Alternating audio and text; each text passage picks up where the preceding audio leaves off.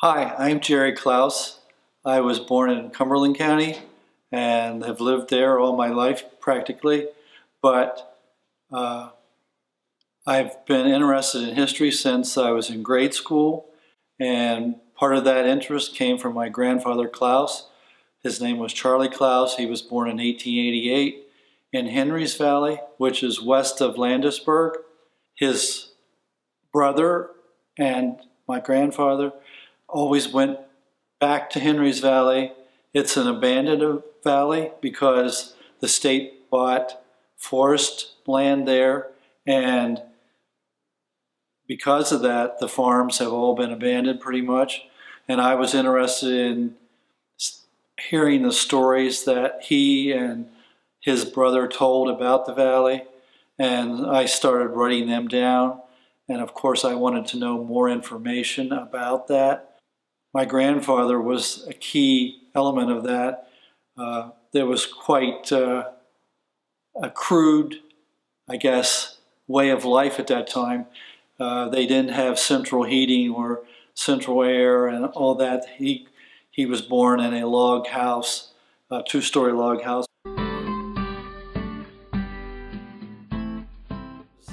It was hilly land. It was not the best productive land. It wasn't like the main valley of Sherman's Valley where there was rich limestone soil. The soil was rather thin, and so farming, they had to have another kind of employment during the rest of the year to supplement farming. And they farmed and worked in the timber during the winter to make additional money to buy their needs at that time. They only had like a couple cows and a horse, and my great-grandfather even made shoes on the side that they made the pegs for, and the leather. He tanned his own leather. He didn't sell his shoes. It was mostly made just for the family. My great-grandfather would make rails. They hewed rails to take over to Newville, so to be made into rail ties and things like that. They made spokes for wagons, for wagon spokes, and they would take them to Newville because there was a spoke factory over there.